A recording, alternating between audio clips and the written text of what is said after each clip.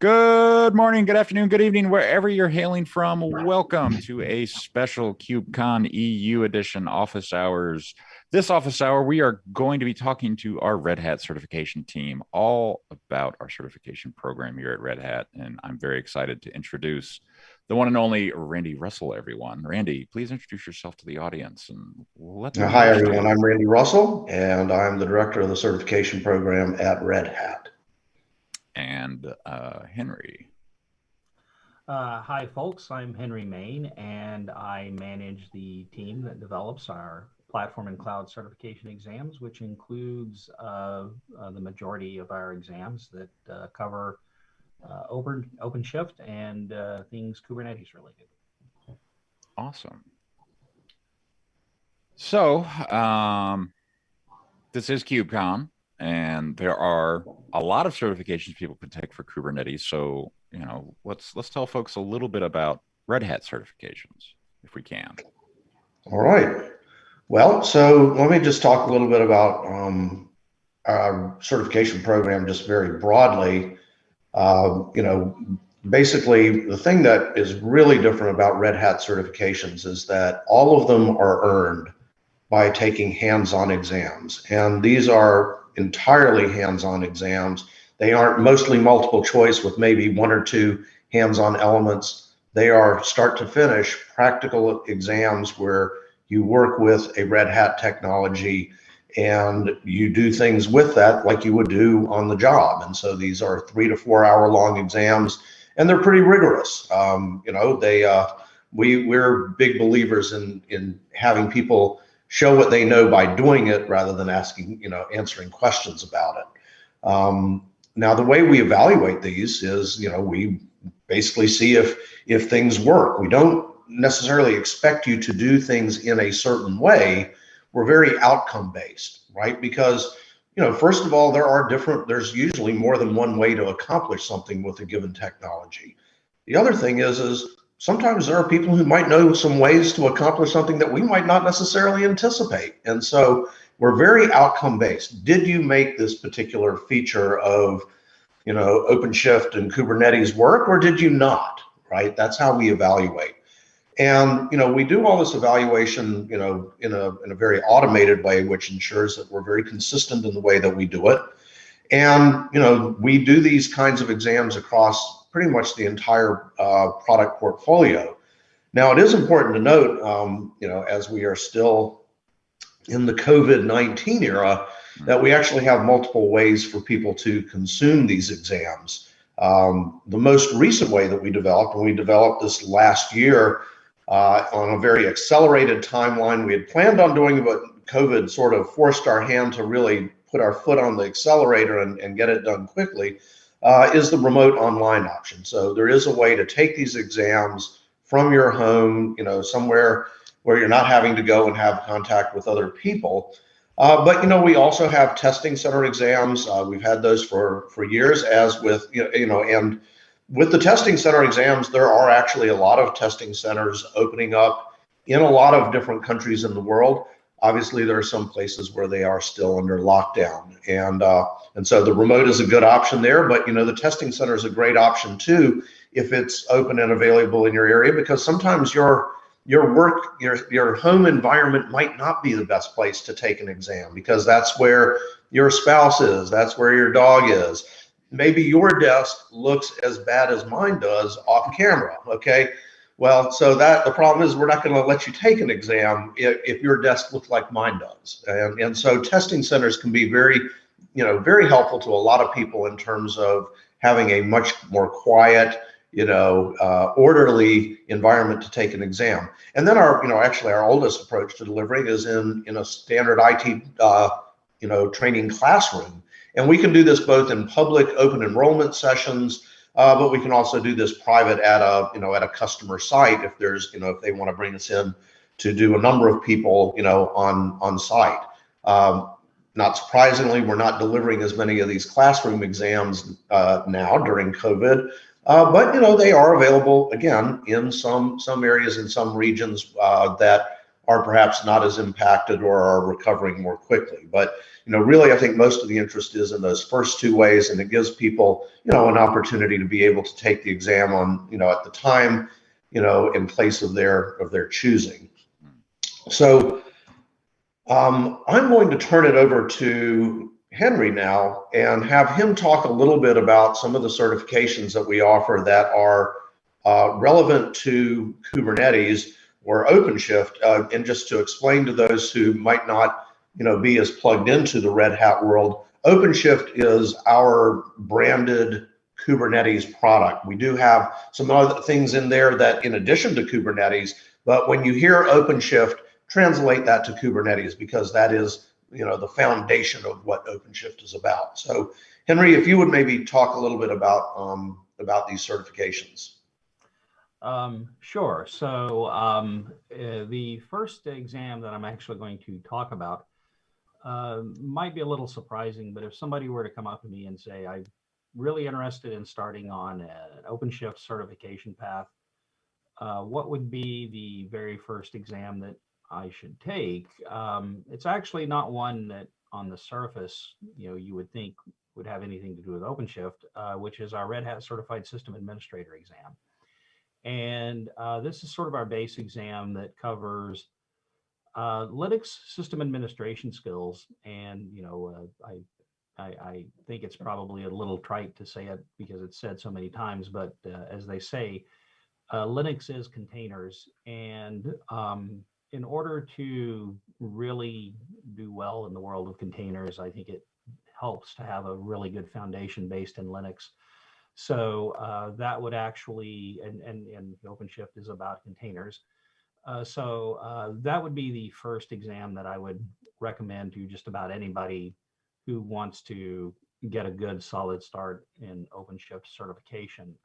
In acknowledgement, in fact, of the fact that containers are becoming just more and more critical to modern IT, we actually revamped the Red Hat Certified System Administrator exam at the end of last year to include some coverage of not OpenShift, but container-related technology. So that would be the very first exam I would suggest if you if you want to both get a feel for what certification exams are like and get your foot in the door, so to speak.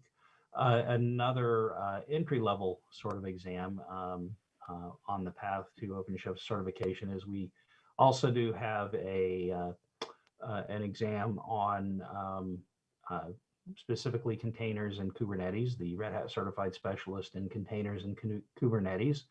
And that would also be a good exam to test the waters of certification, so to speak. And then once you've built your knowledge up, we have a couple of exams that are focused on OpenShift specifically. We've got the Red Hat Certified Specialist in OpenShift Administration, which, if you're somebody who spends your day managing OpenShift clusters, it would be a very good exam to look into. And then we've got a Red Hat Certified Specialist in OpenShift Application Certification, OpenShift Application Development. And the focus of this exam is more on demonstrating the ability to take an existing application and port it to work with OpenShift. You don't necessarily need to be specifically a developer if you're interested in this certification. It's just about taking that existing application you have and understanding OpenShift enough to deploy the application in OpenShift. And then we've got currently in the catalog, we've got a more Linux related certification, but it also does touch on OpenShift, which is our Red Hat Certified Specialist in Security on Containers and OpenShift Container Platform. So those are our existing certifications. But, as they say, wait, there's more. We actually have a number of other certifications that are in the works and that are planned for later on this year. Awesome. If somebody can advance the slide. You mind if I ask a question real quick, or maybe two Sure. questions? So first, are there any special offers for certifications going on as part of KubeCon?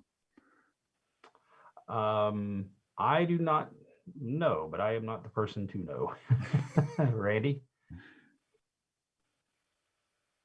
So let me ask real quick, our marketing manager and see. Actually, I don't know either. To be honest with you, I don't think there is, but at least I know I haven't heard of it, and I feel like I would have heard of it by now if we were, given it's the last day of KubeCon. So thank you. But the next question is, what kind of benefits does a certified developer get, like in terms of job, exposure, etc.? Also, does the exam questions, are they on practical approach or theory approach? So you kind of mentioned that they're hands-on exams. Yeah. I've taken a few of these, but what are some of those benefits that a developer would get? Well, so somebody who is Red Hat certified is essentially their skills are validated by Red Hat, right? Mm-hmm.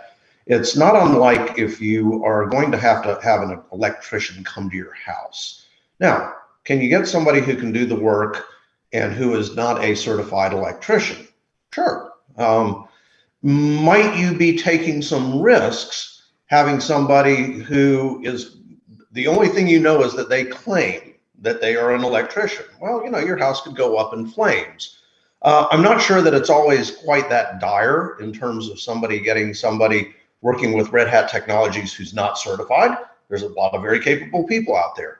But there is that assurance when you have somebody who's certified that Red Hat has actually validated their skills. And I think our particular approach, that it is very hands-on and very practical, I think that is the thing that really does offer that assurance. And so, if you're the individual who is certified in that way, you're going to be more valuable in a sense. Why? Because there's lower risk, right?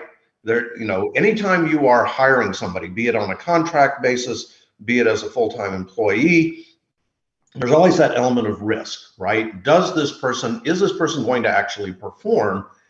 And this is something that mitigates that risk. And because the risk is mitigated, you are more valuable, and more valuable means you will probably get paid more. But here's something else that I would say is that we very often focus on what is the advantage to that individual. And I think it is that, you have a good career path.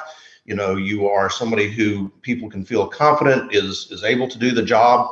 And especially with a hot technology like Kubernetes, it does put you in a very good position. But I always like to emphasize the benefit to the organization, right?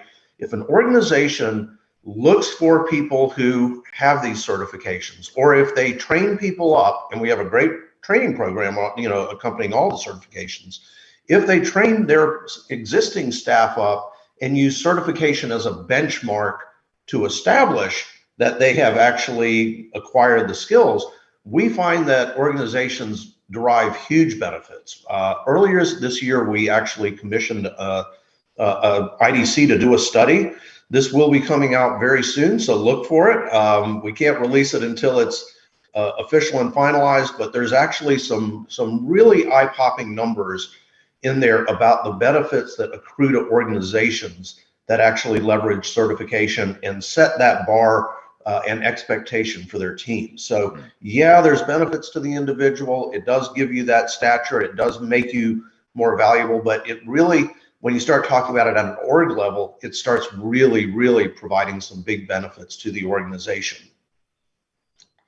So did I get everything, or were there some other questions in there, Chris? I think you nailed it. So actually, I think there was another bit in there that I can address. So I think there was a question about are the questions, based in theory or practicality?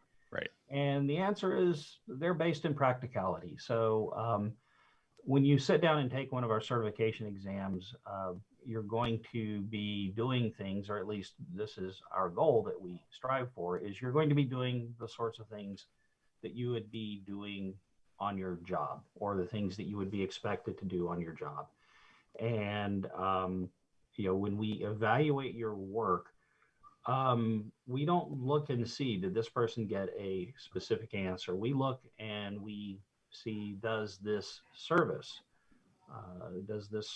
work as specified? And sort of the simple example that I always use is, let's say, for example, we ask you to set up a web server. So, how am I going to evaluate your web server? Well, I'm going to connect your web server, and I'm going to see, A, can I connect to it? B, does it serve content? And C, does it serve the content that I ask for?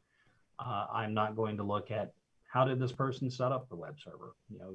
Did they use Apache? Did they use Nginx? Did they use, whatever? Unless I specifically ask for that, I don't care. What I care about is, I had a specification that said, make me a web server and have it do this. And connect to port 80. Yes. We've said for years that actually, if you want to write a Python script during the exam to, answer the web, a well-formed HTTP request, knock yourself out. Might not be the best use of your time, but you set up a web server. Hey, congratulations. And so, yeah, it is very, very grounded in the practical.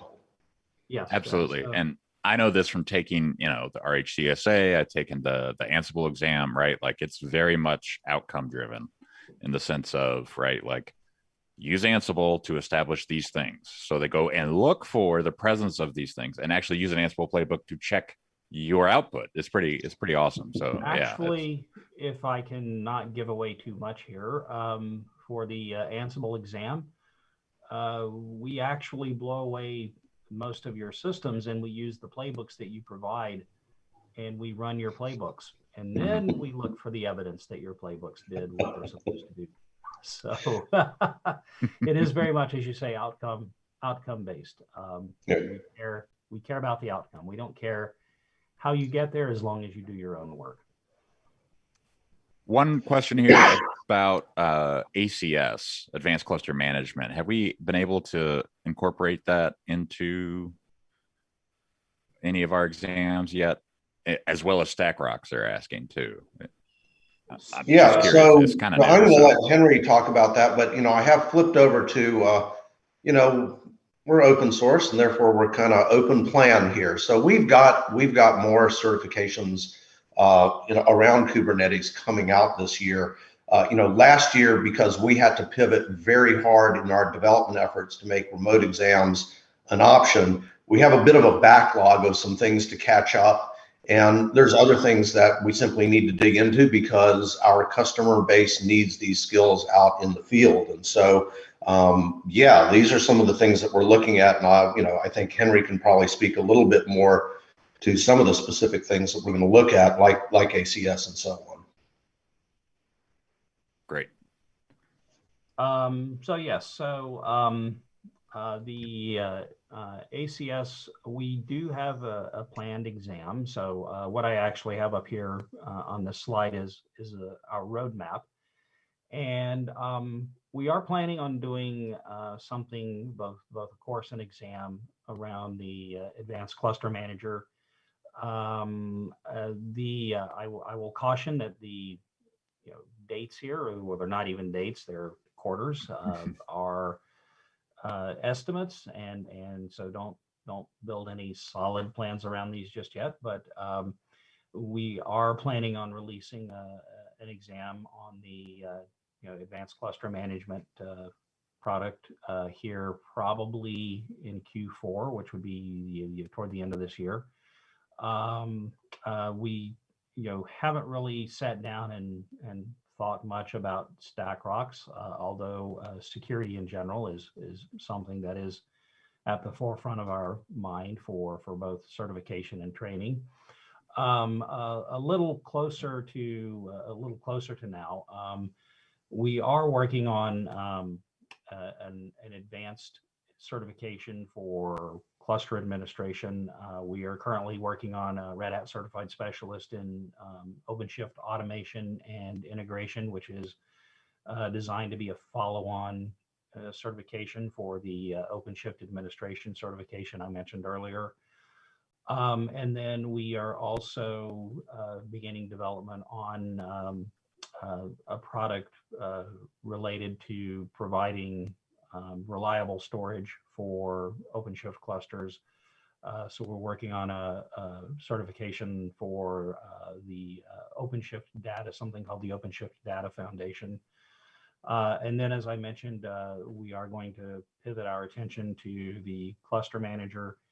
And we're also starting to plan for a certification on what we think is going to be a very important product, which is our OpenShift virtualization product. So also toward the end of the year, we will probably be working on a Red Hat Certified Specialist in OpenShift virtualization certification. So the StackRox thing, that's something to consider, and you might even see some of these shift based on what we decide later on this summer. But right now, this is what our roadmap currently looks like. Wonderful. Going back through, can you explain more about Red Hat certification and OpenShift application development? What can you tell us about that, I guess? So,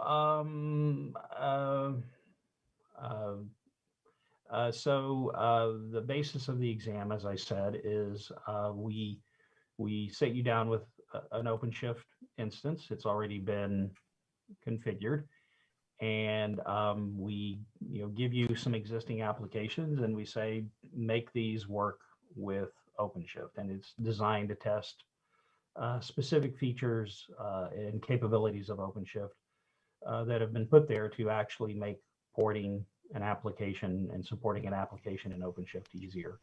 I believe.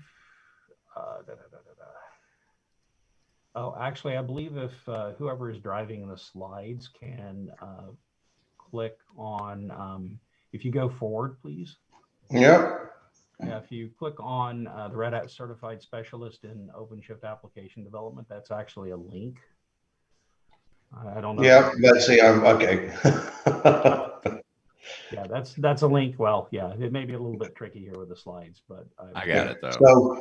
So let me actually step in with one observation about the OpenShift application development certification, is that it does presume to some extent that you already have an application, right? And that application existed prior to your bringing Kubernetes into the organization.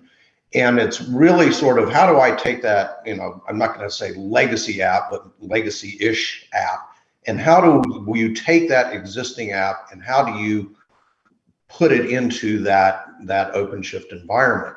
But what I would add, though, is that we actually are approaching it from the Cert program in some other ways in addition to that. So, for example, we have just launched a certification, a cloud native developer certification that emphasizes Quarkus, right?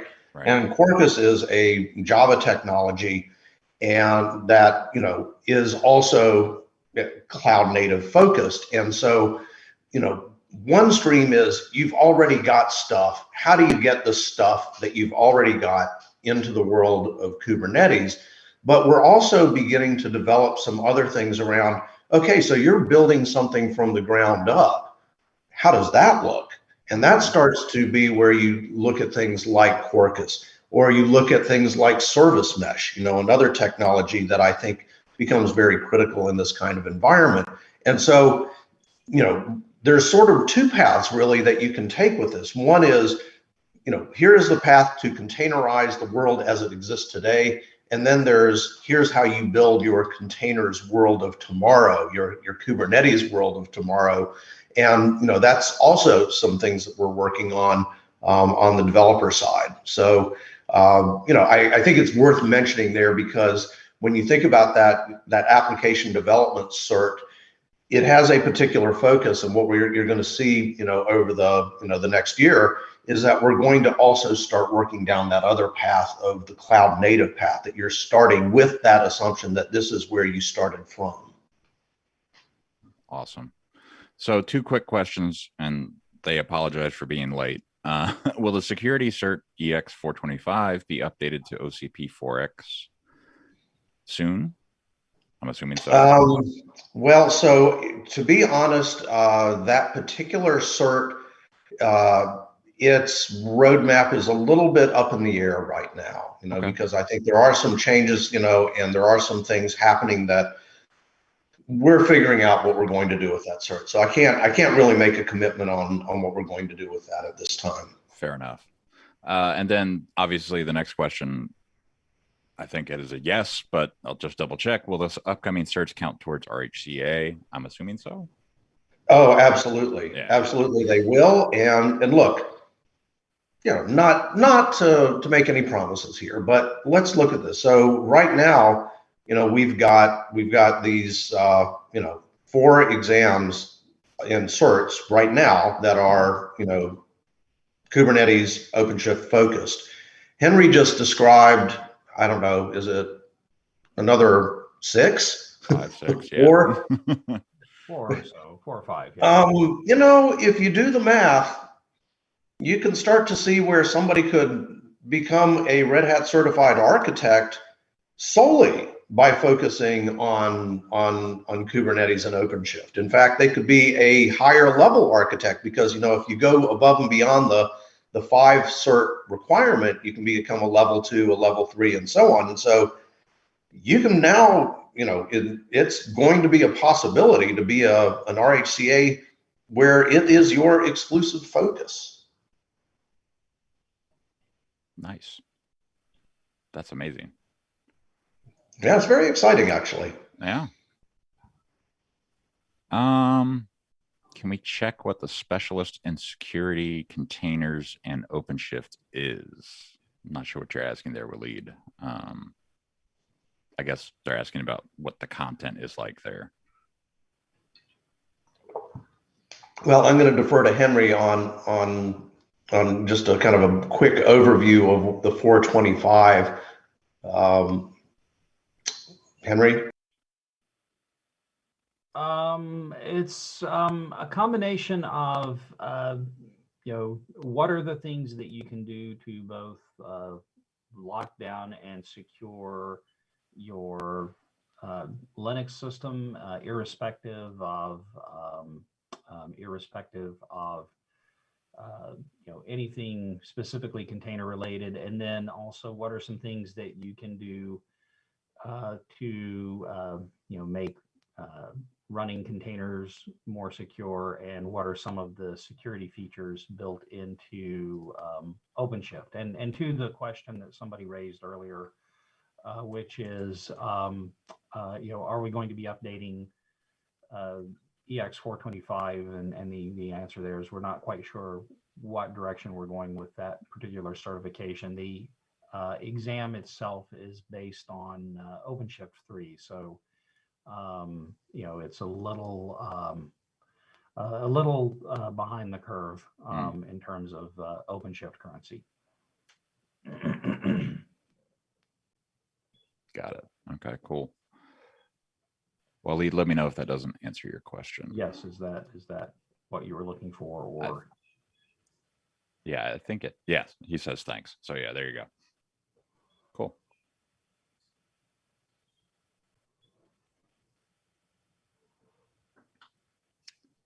All right, so yeah, he was under the impression that it was a new 425 coming, but it's going to be a revamp of some sort, or rejiggering of some sort. Yeah. The 425, I can imagine us doing a certification related to security, because security is,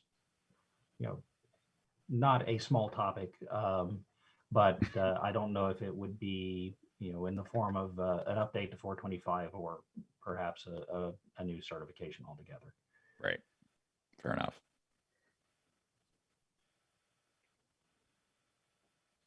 All right. That's all the questions, I think.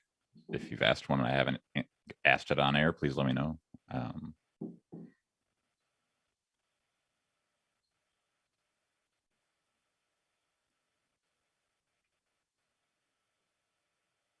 Should we keep going, Randy?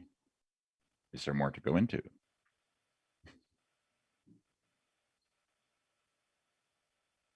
You're on mute, Randy.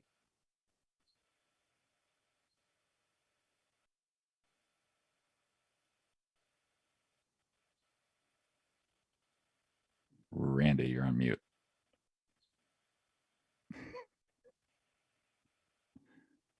Oops. Okay, better. You would think, over a year into COVID that one would not make such mistakes, and yet I do that just about every day. Okay, you would also think that if you're speaking, it would unmute you, but right. That might be asking for too much. Yeah, but you know what? The thing is if it did that, then it would be catching times that I'm, you're saying something to your significant other or yelling at your kid. Good point. Yeah. So maybe I don't want that. So we've covered all the material we were going to cover. It wasn't going to be a deep dive into each one of these. We just wanted to give people a bit of a flyby on what we have and a peek at the things to come, because we really are going to have a very comprehensive Kubernetes and OpenShift portfolio. Here we already have one that I think is pretty comprehensive, but then when you look at that roadmap that Henry shared, by the end of the year, it's going to be that you can get really deep into this stuff with us and certify across a lot of different capabilities. And so really it's just a question of if anybody has questions, comments, cackling, anything they want to bring to us. Yeah, if you have questions for the team here, please feel free to ask them. That's what we're here to do, is answer your questions, audience. So let us know what you're thinking and we'll try and answer it.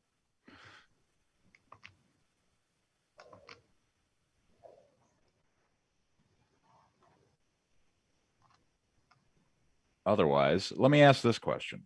COVID-19 hit, you accelerated the remote, testing phase or remote testing process. Like, how hard was that? Because I can only imagine that was an enormous amount of work in a very short period of time. Well, I think it probably took a couple of years off of Henry's life and maybe mine as well. Just to give you a little sense of it, is that in the last January, I had decided that this was something that we were really going to have to do just on its own merits. And speaking with Henry and the other developer manager on the certification team, we had ballparked that this was probably going to be a 9-month effort to really do this. Wow. Okay.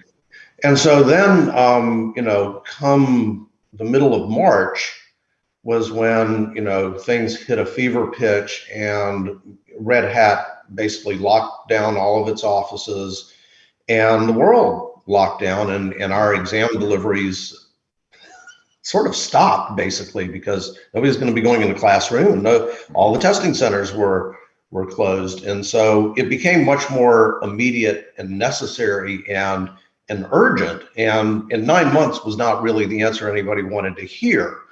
The thing that what worked sort of perversely in our advantage was that because we weren't able to deliver any exams, we could apply all of our efforts towards actually getting this remote exam capability up off the ground, because there's no point in doing exam development if we couldn't deliver the exams, right? Right. So we sort of put the pause on all the exam development and poured the coals to developing this remote capability. So we were part of the way there in the sense that we already had some exams that were running on remote cloud environments, because the footprint required it. So that gave us a bit of a head start, but we actually introduced a new element that really nobody else was doing, and that is actually using a live USB image to have this terminal to connect to those remote instances, and that would give you actually a much greater reliability than you see in some other exams that are being done this way, and also much better security, just to be really blunt about it. It's a lot harder for somebody to check notes or ping somebody who knows, a little more than they do if they're in this very controlled environment. So, we had this, we had a lot of development to do on a lot of fronts to make this work, to go beyond the testing center, to make everybody a testing center. But by pouring all of our coals to it, we were able to actually begin piloting our MVP, if you will, about 2 months after we started working on it, and we were able to actually launch it to the public 4 months. And Henry deserves a lot of credit to this, because our initial goal for the public delivery, which again was less than half of what we had guesstimated it would take. Our initial goal was to just have the RHCSA and RHCE exams, but we ended up actually having both of them and having the OpenShift admin and the OpenShift developer exams as well when we launched in August. And it really just, it was a consequence of everybody feeling this sort of existential need to get this done, and just focusing on getting it done, getting a lot of support from other teams within Red Hat, and just doing everything we could, and kind of being agile and flexible in the approach we took. We approached this project in some ways that were very different than some things we'd done before, but it's because we did have this sort of existential threat to our program. Yeah. I mean, the fact that you crammed 9 months worth of work into 4 is just flat out impressive. Like over 50% reduction is amazing. Yeah, well, when you get to drop everything else, it kind of helps. Well, yeah, I guess so, huh? But even then, it required a really, really exceptional effort. From Henry and his team, Greg Cable, the other manager, managing a development team within the Cert team, he and his team. It was all hands on deck, and we had a lot of support again from other parts of Red Hat as well, who understood the need to get behind this and help us to make it happen. I mean, it touches a lot more than just the technical pieces. It's how is this going to be scheduled, sold? Are there any legal ramifications to this? Because now you're watching somebody in their home as opposed to this third-party testing center. Good point. Are there any data privacy considerations? So there were just a million things that we had to sort out. We got so much support to do that. So as much as I have to credit Henry and his team for a lot of the work here, we really did get a lot of support from others within Red Hat. And the chat is very much appreciative of your efforts, right? Like that. Waleed Shari points out, he says, "Thank you for remote delivery. It is a blessing in this region, COVID or not. I used to fly to do an exam," right? Like that's a win. Remote delivery is so appreciated. We know it has taken time and was not trivial. You're a trailblazer here as far as I'm concerned, and it's only going to get better, I bet, says JD Andrea. So yeah, so good thanks there. But a couple questions. Will Red Hat prepare a telco specific OpenShift certification? Well, that's really kind of interesting, because we actually have tried to target telco a bit on the OpenStack side, right? And because we've got interest, we have a pretty big customer base in telco, and we actually even sort of designed a sort of telco focused program with the emphasis on OpenStack a couple years ago. And we did that because we were approached by a telco, a major telco, saying we would like to put people through this program. And so that's actually a very intriguing idea, is that there may be an opportunity for us to do something like that. And that's something I might have to take a closer look at, because it's certainly a very important constituency within Red Hat's customer base, and there might be some opportunity there. Absolutely. A question about the learning subscriptions. The exam vouchers expire. Now, I don't know anything about like terms and links or anything like that with the learning subscription, so forgive my ignorance here. The exam voucher expires for RHLS. Why not make them independent of RHLS, as one would like to get training, practice, and then do an exam later on potentially?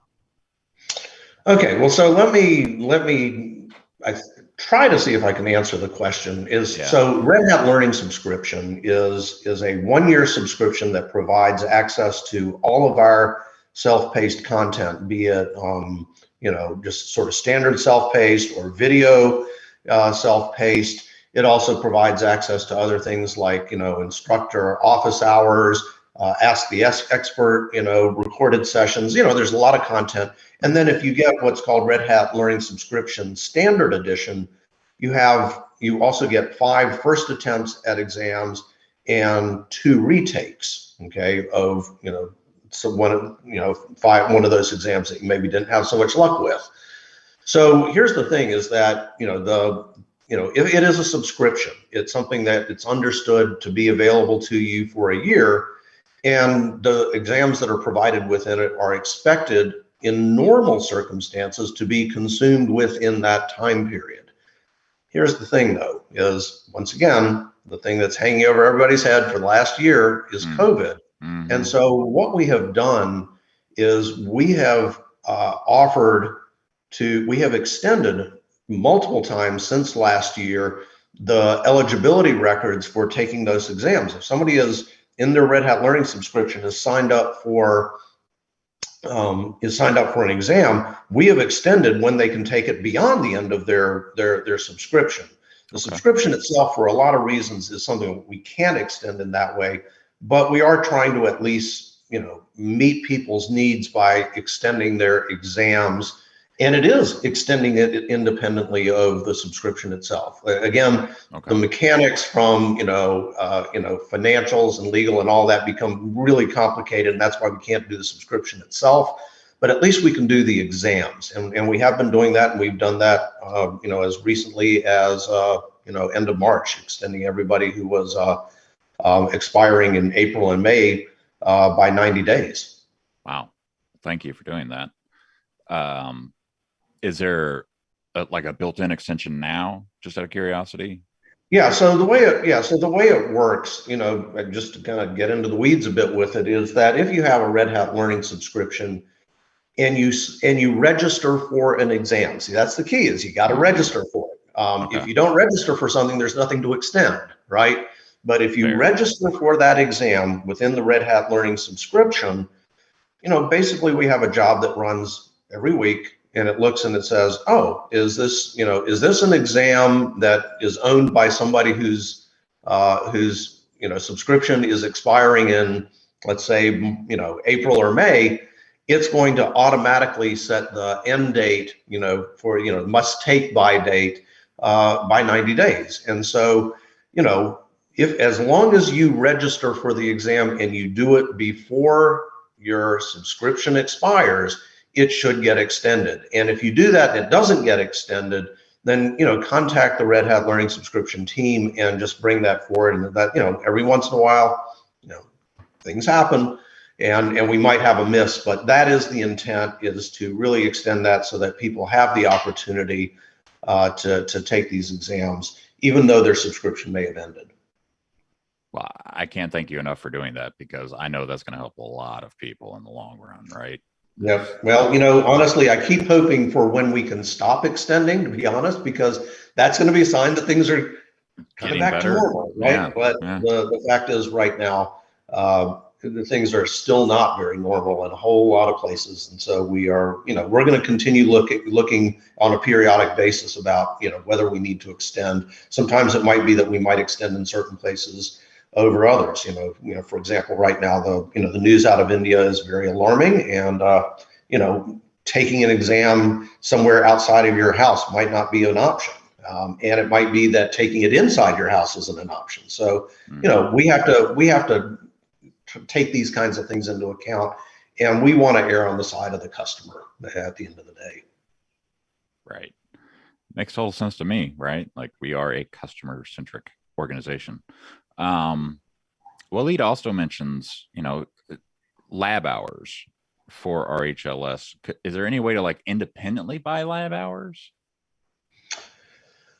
That's something that, has been discussed. I don't believe that we have an offering like that right now, but that is something that we've looked into and we'll probably look at again. Mm-hmm. Yeah, and I think that's a fair question, Waleed. It definitely merits some thinking. So someone just asked in chat, and I dropped some links for you. Tech, how do I get my hands on free OpenShift? There are 2 links there. We have the Dev Sandbox, which gives you an OpenShift cluster for 30 days. And then we have Code Ready Containers, which you can download on one of your own systems and fire that up and have a working OpenShift environment there. I will say that the system requirements for Code Ready Containers are much higher than that of Dev Sandbox because the Dev Sandbox is remote and you can log into that through developer.redhat.com. So feel free to click either one of those links and you'll have OpenShift in your hands. Which kind of makes me wonder, is the Dev Sandbox something that the certification team could potentially take advantage of in the long run? I don't know. I don't know what the goals there, or if they're connected together at all. Well, that's another one that I'll defer to Henry on. So the big challenge, I suppose, to using something like the developer sandbox is at present, we try to, when you're taking an exam, we try to keep you corralled in a sandbox of our own making. And it's centered around the fact that we want people to do their own work and do it unaided, and it is an exam, and we're trying to tease out what you know about a given technology. So we have given some thought to ways we might leverage existing resources, but at present those are still just discussions and thoughts that we're having internally. Makes sense. Fair enough. All right. Edward asked, may I install a specific operator on the Dev Sandbox? Not yet. There's some RBAC issues we have to figure out on the dedicated side to give everybody OLM in an independent fashion inside their Dev Sandbox. So yeah, we're working on that. So that has been a routine question that we've been asked about the Dev Sandbox. So yeah, we are up channeling that as the questions come in about it. Anything else y'all want to share? No more questions to be asked or answered, I mean.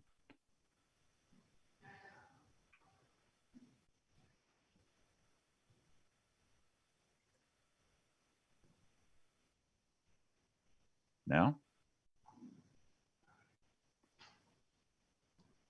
In total, do you have any idea, a rough estimate, how many exams we actually have? Just out of curiosity. Oh gosh, that's that's a number that I should just be able to pull out of my head. But you see, I think there's too much flux for that, right? Like, well, there is because we're continually adding exams, but then we're also occasionally retiring exams, and then you start to have different releases of exams, and so I'm going to say roughly 3 dozen. Okay. That sound about right to you, Henry? Actually, I'm going to up that number. So if we count, multiple versions, and I can spout this number because I was looking at a spreadsheet yesterday related to this. Okay. It's around 50. Okay. Hey, there you go. Yeah. I mean, that aligns to our product portfolio pretty well, it sounds like. So yeah. Yeah. Cool. So, folks, if you don't have any questions and if we don't have anything else to present, we can wrap this up. But I would encourage you to ask your questions now while you have the experts on the line. Okay, here's a good one. So I am studying for my first OpenShift exam. How does the practice exam compare contrast with the real thing? I'm assuming the practice is like all the buttons and whistles and everything, while the actual Well, exam. so what practice exam are you referring to? Oh, that's a good question. Which exam, JD, Andrea? It's an OpenShift exam, so there can only be so many. Well, but the thing is, we don't actually offer a practice exam. So there is a comprehensive review that most of our courses have at the end of the yeah, but but it's not. I wouldn't call it a practice exam unless that's what is that what's being referred to? Maybe. JD, can you please clarify? Thank you.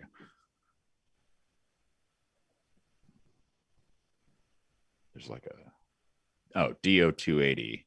So EX 280. I don't know if that's okay. Well, yeah. So I was just what I was trying to establish is if the preparation was using Red Hat training or whether it was using some other training, because we don't call that a practice exam, but what Henry did refer to as sort of the comprehensive lab that's at the end. The best way to prepare for Red Hat certification exams, guess what, is Red Hat training. We publish our exam objectives online. Anybody can take the exams. You don't have to take our training, but our team works with the team that develops the courses very closely, and they have the goal of covering every exam objective with hands-on labs. So if you go online and you look at the exam objectives for the OpenShift administration exam, you'll discover that every one of those exam objectives is covered by lab activities in that course. And then at the end of that course, as Henry mentioned, we always have a comprehensive, sort of lab review in which you pull it all together, because, the way it works in a course is you learn a topic and then you do a little bit with that topic and then you learn a little more and do something with that topic. And the idea at the end is to really sort of, bring all of that together and kind of consolidate it and have this kind of comprehensive exercise, which will be very good preparation for what you would encounter when you go into the into the exam. Now, with the course is going to teach a particular way of doing everything, right? And as I said earlier, there's sometimes more than one way to do it. And, there are some evaluation programs within the course that say, well, did you do this right or did you do it not? And those, evaluations are evaluating whether you did actually do it in the way that you were being taught. And so it's a little bit different than what we do on the Cert side. You actually have a bit more latitude on the Cert side in terms of what would be considered the way to do it. Because as I say, we're very outcomes based, whereas in the course, they're going to be very process based. Right. But yeah, it's great preparation. It would be what I would suggest to anybody, even if there's somebody who has a fair amount of Kubernetes and OpenShift experience, because there's when you're in your working life, there's always things that you don't use in your particular implementation of a technology. And hence there's always some gaps in your own experience and knowledge, even though you may be miles deep in some other things. And so I would recommend to anybody, even somebody who's a very, experienced Kubernetes OpenShift practitioner, that look, do the course so that you fill those gaps, because there's going to be some. It's the way it works for almost all of us. Yeah. No, I mean, I remember it was like 2012. I remember right before my exam for RHCSA, I sat down in a coffee shop and I just fired up a bunch of VMs and went through that review and just made sure I could check all the boxes in that list. And once I was happy, I left the coffee shop. And the next day, I think I missed one question on the exam. So it is very open in the way that we tell people we grade things. Yeah. I mean, that's the thing, is that we actually provide a whole lot of information about what's there. Nobody should feel taken by surprise.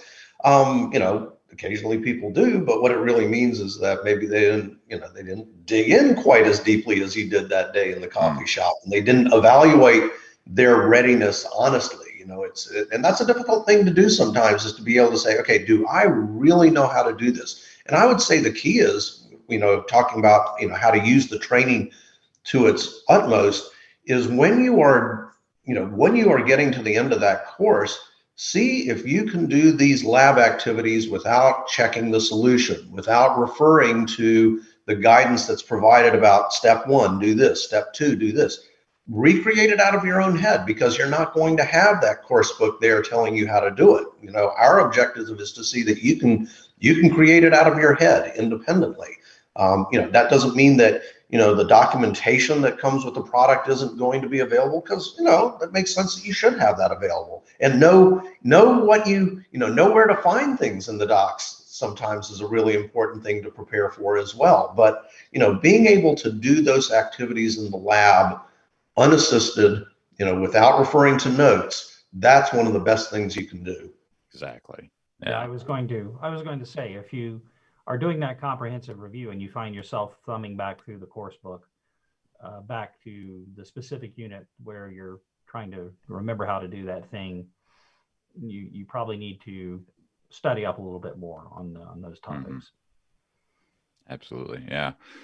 Awesome. Well, we are out of time. I greatly appreciate Randy and Henry being on here.